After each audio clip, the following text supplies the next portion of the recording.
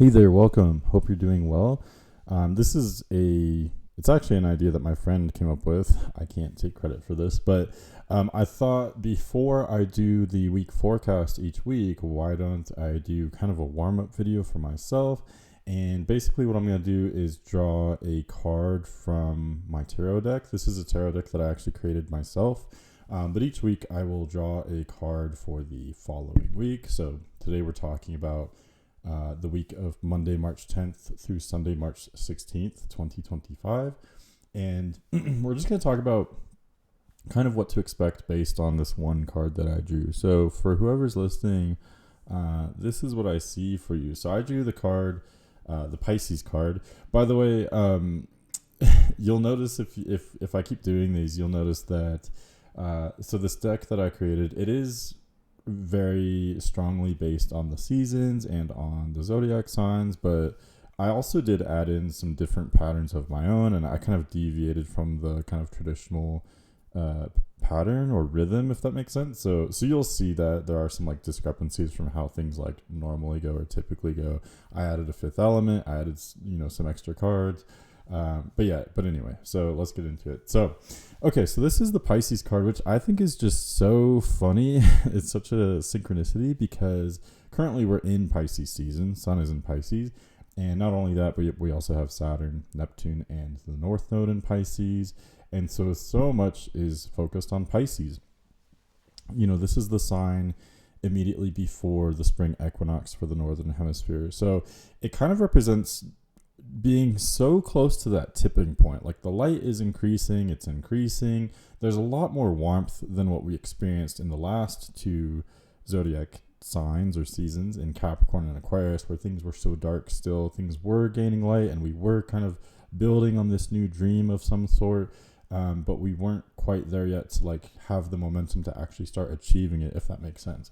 So once we get to Pisces, kind of my take on this whole card, I named it inspiration because we've in some ways we've had inspiration for a while now, but we're getting to that tipping point where there's so much light that we're seeing that our idea is truly achievable. It's becoming part of our reality, and we're close to it becoming even more dramatically part of our reality as well.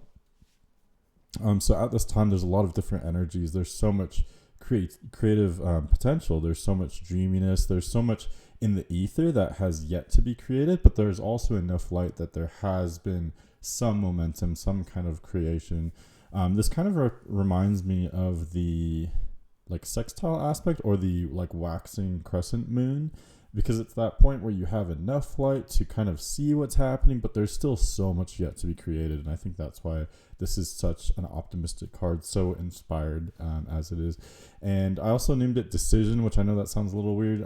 You can see the symbol that I've kind of created, and basically it just represents like many pathways forming into one. So many ideas, many feelings kind of merging into one. And I think that's what kind of Pisces sort of wrestles with and deals with. It has so much inspiration, but it needs to act, it needs to choose. And that's basically, this is all set up for what I'm trying to say for this week.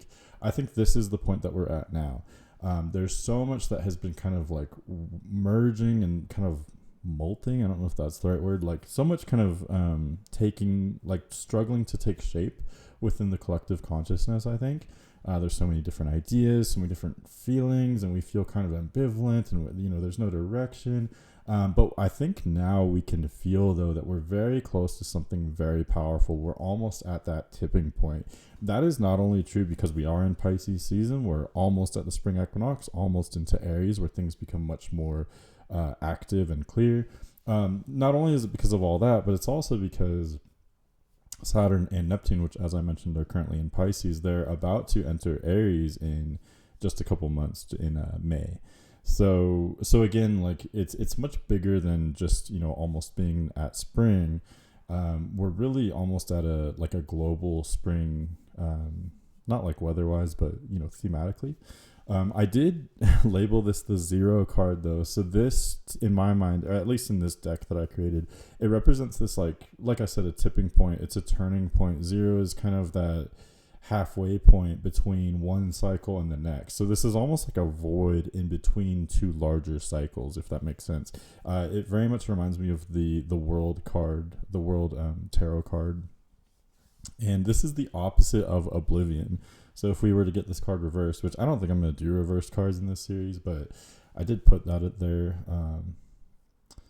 This is becoming more about my tarot deck than it is about the week. We're going to feel this out. This is a new thing that I've created. But anyway, this is the opposite of Oblivion. Oblivion is nothingness. Oblivion is a vacuum. It's emptiness. It's just nothingness. So this is the opposite. This is creation. This is like, merging from Oblivion kind of into creation, creativity, decision, inspiration, etc.